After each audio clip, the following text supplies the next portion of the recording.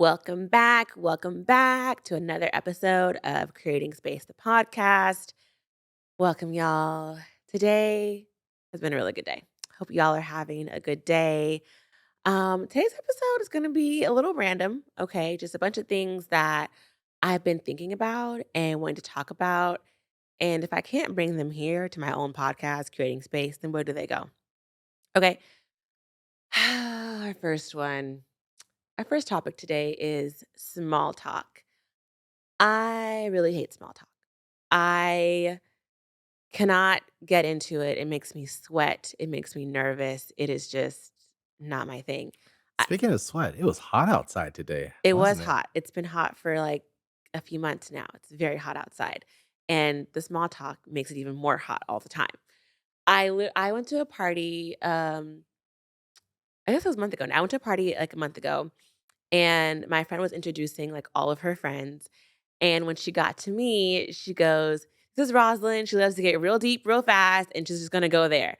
And everyone starts laughing. And I was like, that is so true. Like, I want to just skip over like all the little pleasantries, and I want to skip over how you're doing, how's your day, and let's just get to like what keeps you up at night. What are you trying to heal from right now? I don't know why. I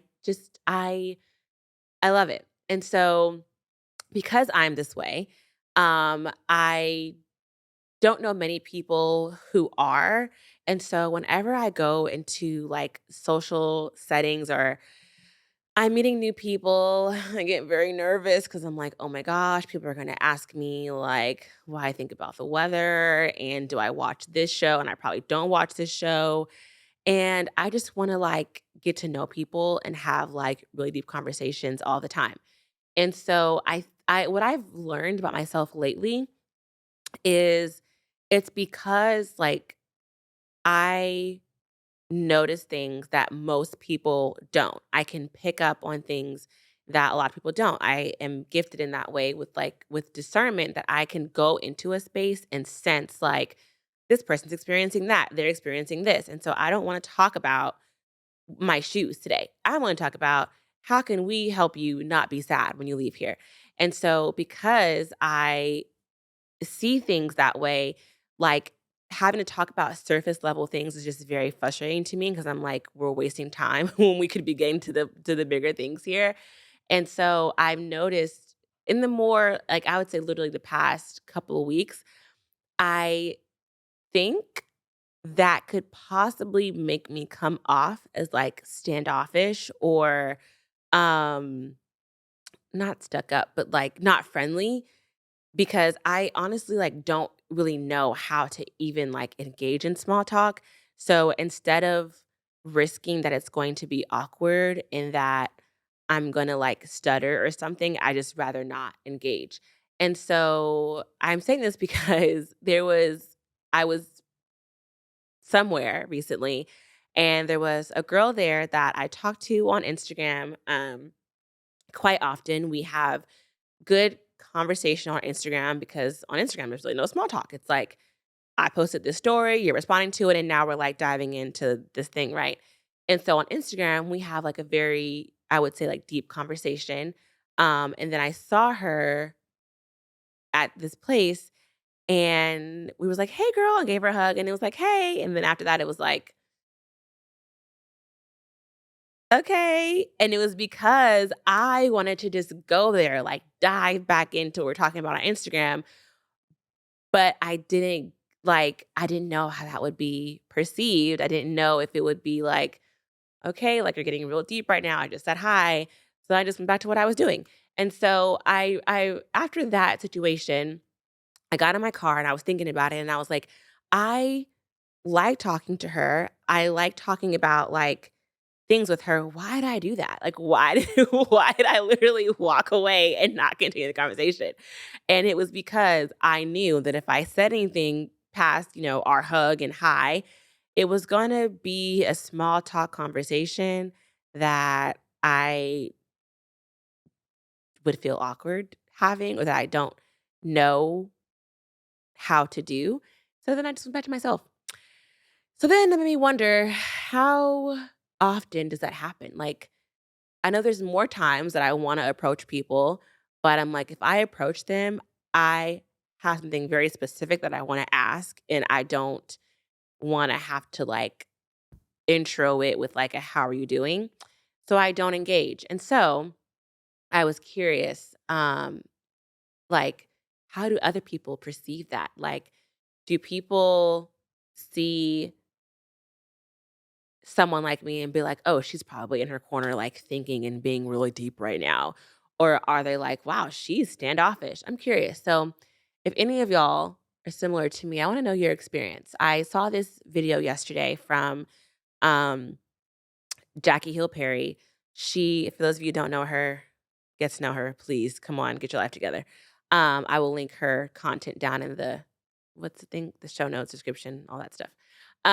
Jackie Hill Perry is a teacher, poet, MC. She's great. She is on tour right now with a conference called Glory, and it was the end of the conference, and people are like praising, they're worshiping. There's a shout happening, and Jackie literally just sits on the stairs and she's like watching everyone, have a good time. And what was the caption? It was like, oh, I should have sent you the link to it, Solomon. It was like when you have social anxiety, with there's shouting happening, something like that. And so for people who don't know Jackie or that she deals with social anxiety, they might see her and be like, wow, she's not in the spirit, or wow, she's so like, standoffish. But it's like a real thing. Social anxiety can be like it could be paralyzing to where you are so nervous about engaging that you just don't do anything, or um, it could lead you to like vices. So when I was in college, I was so nervous about being around other people that whenever I went somewhere, I had to have at least a shot before I talked to anyone.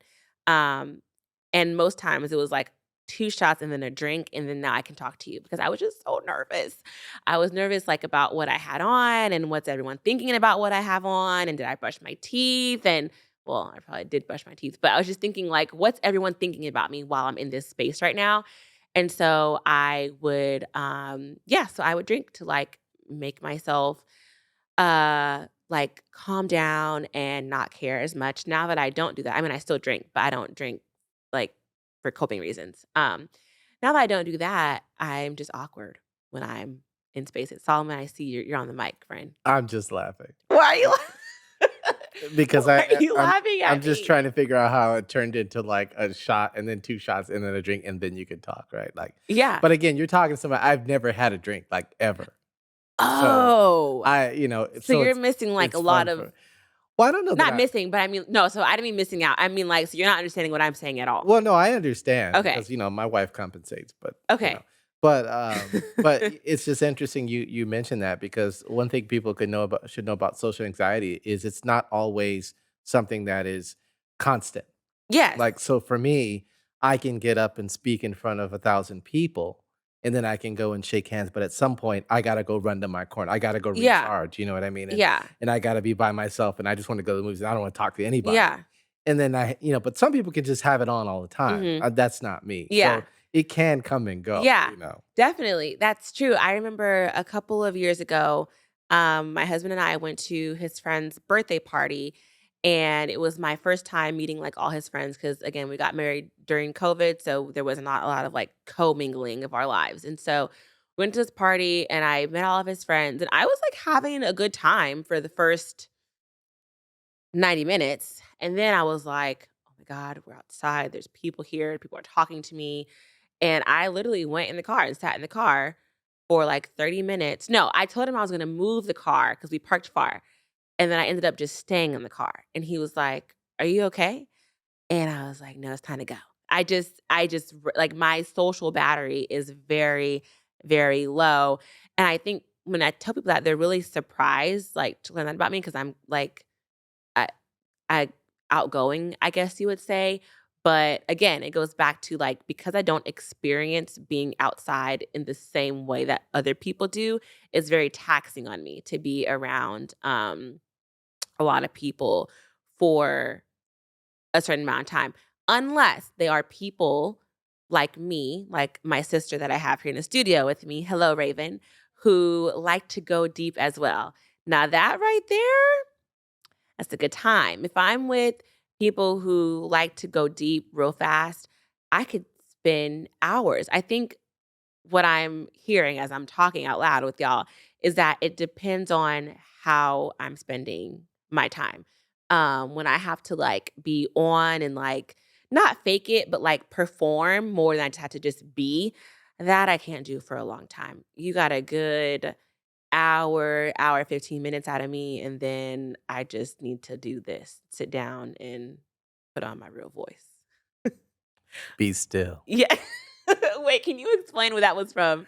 No, I mean, it was we were having this conversation earlier, and I told them that I heard that from Michelle Obama when they were asking what they're gonna do after the presidency. She says, "We're just gonna go somewhere and be still." And I was explaining to them that I hadn't heard that term in that context before. And, I said, "That probably sounds like some kind of Southern It's a thing." And very they're like, black thing to say, "Yeah, yes. yeah." And I just hadn't heard it in that context, so I remember it just stuck with me. So Yeah, that's now I funny. like it.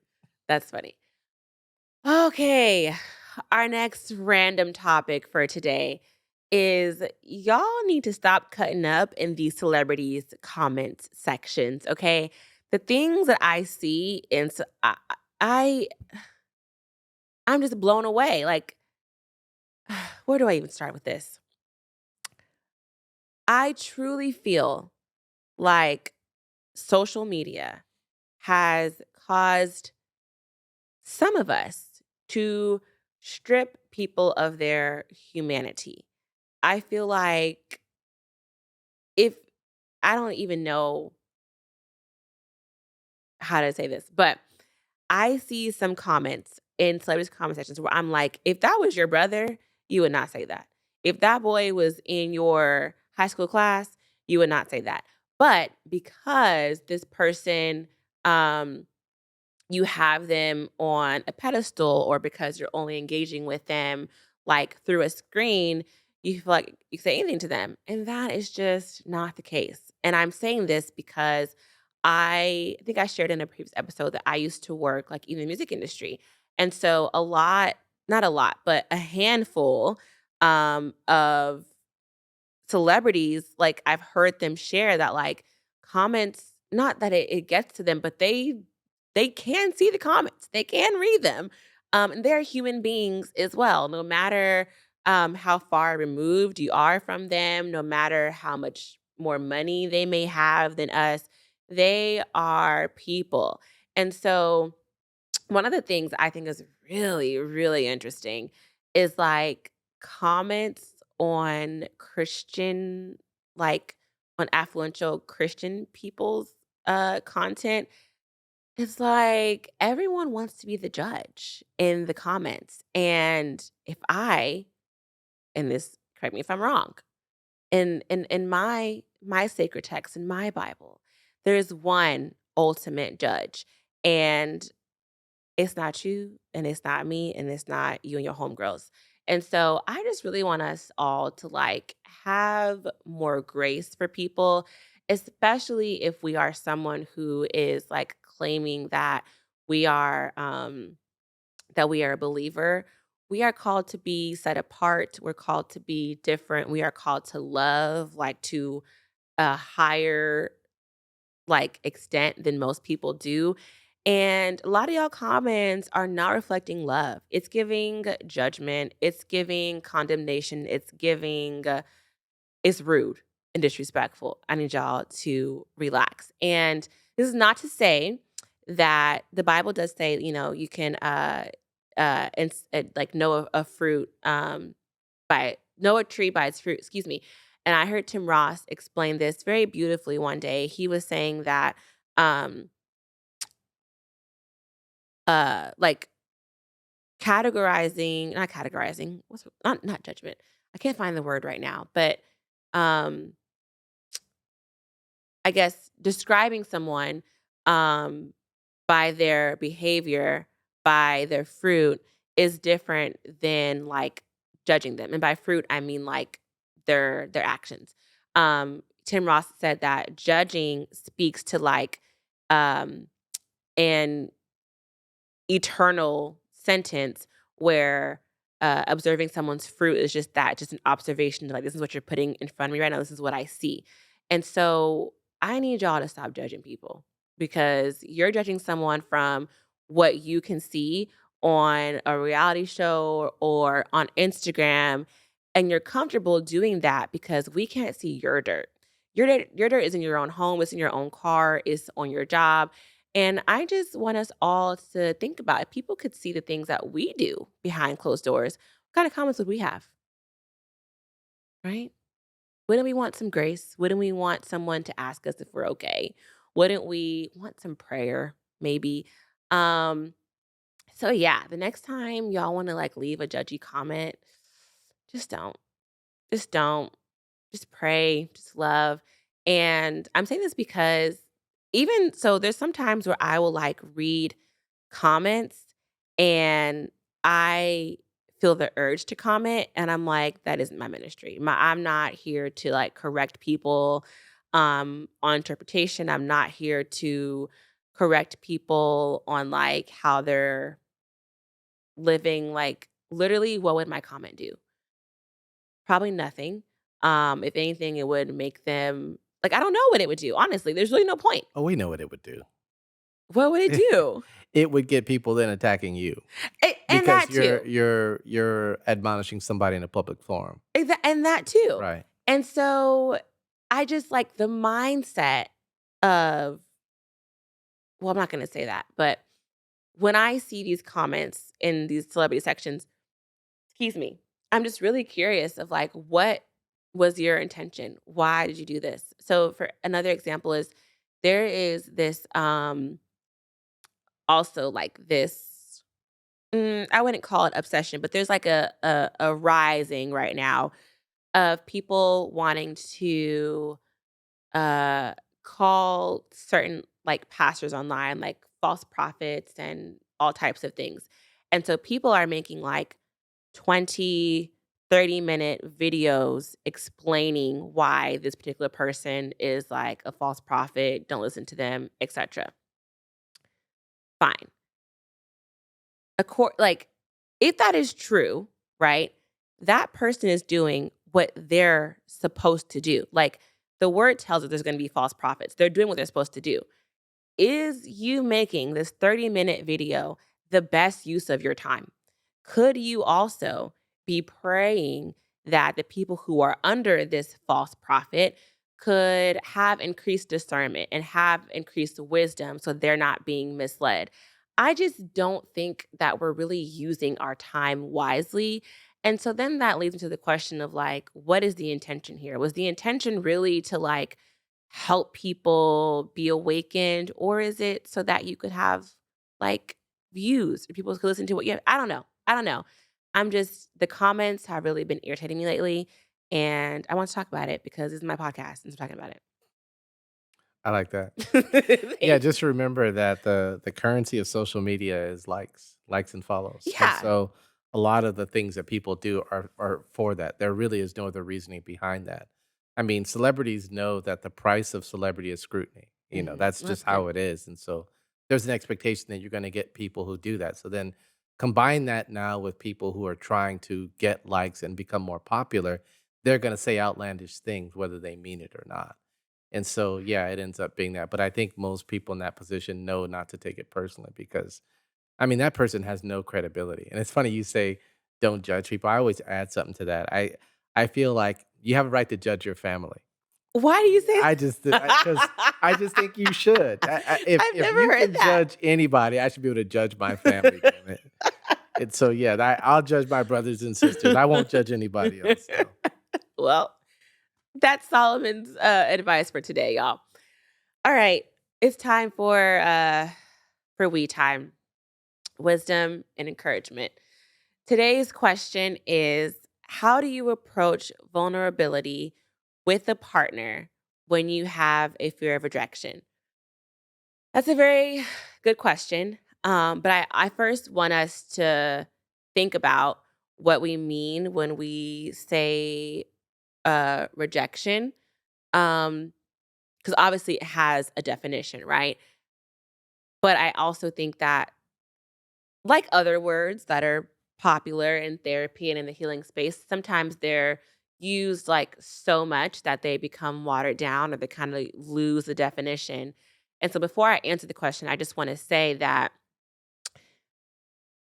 someone having a response to you that's not ideal or that you weren't expecting or that you don't agree with does not mean they're rejecting you. So I just like want to preface that before I answer the question.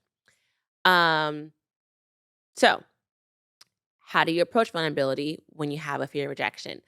I think the first thing is to acknowledge that is as much of a chance that there is that we'll be rejected, there's also the same amount of chance that we will be accepted. But we don't know that unless we put something out there to be accepted or not. And, it's kind of like the same way that I always say, like, there's no way to, trust someone but to trust them. Like, you can't try it out, you can't test it. It's either you do or you don't. I think vulnerability, works the same way. You either, like, you're doing it or you're not doing it.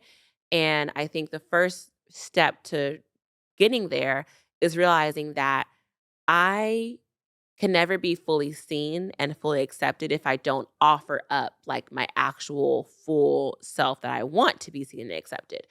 And so it's definitely scary, but when you have the thought in mind of like this could actually go well, I think that can be a motivator to continue doing it.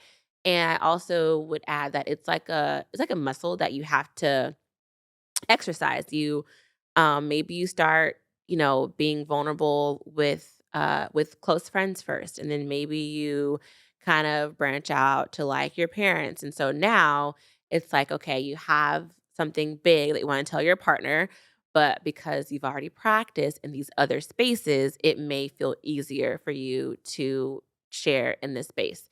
And another, I mean, okay, I have a story because everything's a story here. Um, This is what I was waiting for. oh, a I was gonna story? ask you for some context on this. Why? Well, because I mean, this is pretty broad. You know, when you say vulnerability with a partner, fear of rejection, I was trying to understand what's a potential situation or scenario. Okay. So if you got a story, that's gonna answer it I'm for always me. have a story for us. Okay. Okay. So when I was first dating my husband, I was going through a really like I feel like I'm always having an emotional time, but I was going through like an emotional time. I was trying to finish college. It was taking forever, longer than I wanted to take. All my friends were off to like their grad programs or their jobs, whatever. And I was having a rough time. And so we were long distance, my husband and I, and pause here. My stories will almost always revolve around him because he's my biggest teacher. Like being in a relationship has taught me so much. Okay, back to the story. So I was having a hard time and I needed to tell him like that I was depressed. But I was nervous because he comes from a generation where mental health was like not that it wasn't a thing, but it wasn't, like, talked about so, like, openly or consistently, and so I need to tell him, and I had told, like, my friends who were still in Atlanta, I had told them, like, they all knew that I was struggling to finish school. I think one of my friends, like, spent the night with me at my house, and she was, like, making sure I stayed awake to write my papers, like so my friends knew. So I had practiced, you know, sharing this vulnerable thing in other places. And then finally, excuse me, so yeah, I was nervous to tell him because he is not I don't I assumed that he had never had an experience with, depression, anxiety himself or knew anyone who did or had told him that I did. So I just had all these assumptions of, like, he's not gonna understand and he's gonna break up with me and it's gonna, you know, all these things. And so it was, I think it was actually snowing this day in Atlanta. Very rarely does it snow in Atlanta. But I told him, I was like, you know, like this thing is trying to take me out. I'm like sad all the time. I can't. do my work. I know I need to do my work so I can graduate, but I can't do it. I'm not going to be able to do it. Um, and so I told him kind of what was, like making me feel this way that people were moving on. I feel like they're moving on without me, and I didn't know what I wanted to do after I finished school. And then I was like, "And you have your career and you're established," and I was just like going on and on. And he, as I had assumed, he had not been with anyone before um, who was in therapy or who could express like, "Hey, I'm feeling depressed." So admittedly, he was like, "I don't know what to do with that information." He was like, "I appreciate, you telling me, and I can like, what can I do to help?" And even though that wasn't the response that I like wanted, I would have wanted him to I don't know what I would have wanted. I don't know. But I knew what he said wasn't what I wanted to hear. And so that wasn't him rejecting me. He wasn't like, "Oh, I can't be with you because you're depressed." He just didn't say what I felt was helpful in that moment. And I had to realize like, okay, he's not rejecting me, but he just didn't have at that time have the tools that I needed for him to help me like navigate through this thing. And so I mean fast forward like now it's he has plenty of tools because we've gone through many different phases where I needed his help in that situation. But um that what that taught me in that moment was like, okay, I can tell him big things. I can tell him hard things. And it may not always go like how I would have wanted it, but it wasn't bad. That actually was like a learning moment for both of us of like he was like, "Okay, I actually don't have the tools to help you. So now what do I need to do to get the tools that next time this happens, like we both can like work through this thing." And so going back to like my original answer, of, someone having a less than ideal response isn't rejection. It could be a learning moment. It could be a growing moment for your relationship, for both of you to learn kind of what y'all need in case this thing happens again. And vulnerability is not to be like as big as, being depressed. It could even be something small of like, for me too, like I'm not comfortable with how I look right now. I don't like my weight or I want to get braces again. It can be like little seemingly small things, but as long as you're like like I said before, using that muscle of expressing these things to your partner and giving them the opportunity to respond. One thing that I would advise against that I did was assuming what the response would be, whether you're assuming it's going to be super good and supportive or if you're assuming it's going to be bad. I think assuming either way, you could set yourself up for failure. So go into your share just open minded with the intention to literally just share. And whatever they say back, I think y'all can learn and can go from there. So to summarize, I mean the question again. How do you approach vulnerability with the partner when you have a fear of rejection? Number 1, remember that there's as much chance of you being accepted as there is of you being rejected. You just have to put it out there. Number 2, I think you approach it with the intention to just share, having no assumption or no pressure for what the person's response is going to be. And then I think something I want to add there too is something that I used to do when I was younger, when I was sharing something that I felt was heavy. I was very manipulative back in the day. So I would kind of like add a little bit on it to make sure that the other person like felt bad for me or make sure that they not make sure, but try to manipulate them into feeling bad for me or like try to elicit a certain response. Don't do that. That's not right. Why are you laughing at me, Uh, Solomon? I can see you being manipulative. You have a smile that can be considered manipulative. It's just, I'm delivered, praise God. No, no longer. But Can I add one thing? yeah, You said there's just as much chance of a yes than as a no. I would actually argue that there's more of a chance of a yes because you prefaced it with the word partner, right? So if That's someone's good. already your partner, That's good, chances Solomon. are that they are going to understand, right?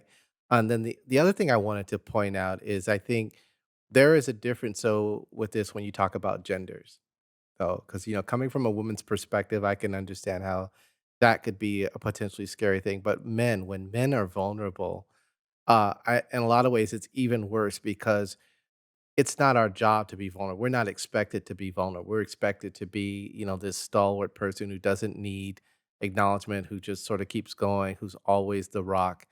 And I think women need to be just have extra radar when they see that their husband is in a position of vulnerability and needs them to be understanding. Because I think, a lot of men anticipate a woman liking them less, loving them less, respecting them less if they show vulnerability. So that's something I think that women as partners should really look out for, that, we can't be strong all the time. Yeah. Yeah. Yeah, I love that. That's really good. Something I wanna add on to that, there was 2 things. I lost the first one. It'll come back to me. Lord help me. The second thing was, something that I heard recently from, Preston Perry, who is the husband of Jackie Hill Perry that I mentioned earlier. He I would they have a tour going on right now called We Need to Talk Tour. If it hasn't come to your city, look it up. You definitely should go. Um, so I was there a few months ago, and they were talking about this topic of, like, husbands, sharing with their wives and being vulnerable, and wives certain wives being like, "Oh, my husband doesn't tell me things, he doesn't open up to me." And it's like, well, are you a safe space for your husband to open up to you? I think this is something that I had to learn before I got married. In previous relationships, I had a very nasty tongue, not like using curse words, but just the way that I speak can be very demeaning. It can be condescending. It can cut you. Again, I've been delivered, thank you, Lord. But I had to realize, like, if I want a man to or anyone to feel comfortable sharing with me and opening up to me, how do I respond to them? Like, what is my body language like? What are my words like when I respond? Am I creating an experience that they feel they can come back to over and over again? And I think this even would go for friendships. There have been friends in the past who I share something with them and they're like, "Oh, girl, you need to da da da da," da," and I'm like, "Okay, never telling you anything ever again. That's all I need to hear." And so, yeah, I think that to Solomon's point, wives especially, we all should examine, like, are we a safe space for our people to come to us when they are vulnerable, when they are needing help? And if we're not, is that something that we want to be? Because some of us don't really care. Some of us we don't want to, and that's fine. But if we do, how can we make ourselves like more approachable and more welcoming for when our folks need us? So that was a good point. Yeah, Something, and if you don't, just understand there's actions and consequences. So if you can't be that vulnerable space, someone else will be. yeah. There's another point that you said two things on your last add on. Oh, I can't it's remember. late. Man, it was. I know it is. It's so late. It was so good though. Okay, I can't remember. Darn. You Everybody else listening remembers right now. I know, so I'm They're gonna have to listen yelling to it at and then I'll add it their on next week again, okay? computers right now. All right. All right, y'all. That's all I have for us today. I just had some random things to talk about in this space that I created to talk about all the things. Thank you all for listening. And before we go, I want to ask you, what are you creating space for this week? Solomon, I would love to hear your answer to Oh this my question. god. I know I'm putting you on the spot. Okay, so define creating space. Like, does that mean like um space for me to do something that I'm not normally doing Mhm. or okay. It can mean lots of things. So if that's what you heard Okay, this week, so yes. so one of the struggles that I have as a small business owner, if anybody who runs your own business like you understand that there's always something that you could be doing to Mhm. better your business, right? And so it's very difficult sometimes, especially let's say sales are slow or whatever, it's very difficult to say, okay, I'm going to get up in the morning and I'm going to go work out or I'm going to have breakfast or I'm going to go do these normal things because you're always thinking, I need to get in, I need to get up back on Yeah. the computer.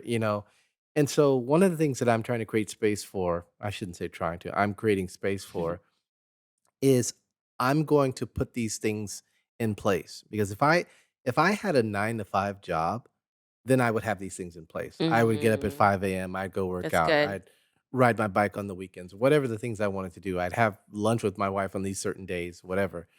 I'm gonna put those things in place regardless, Mhm. and I'm gonna stick to them. That's what I'm creating space for. That's a great answer. Great answer, Solomon. What am I creating space for? This week, I am creating space for friends. I think working and having a business and being a mom of two littles, um, I let, like, my exhaustion consume me, which sometimes is fine, I need to lay down.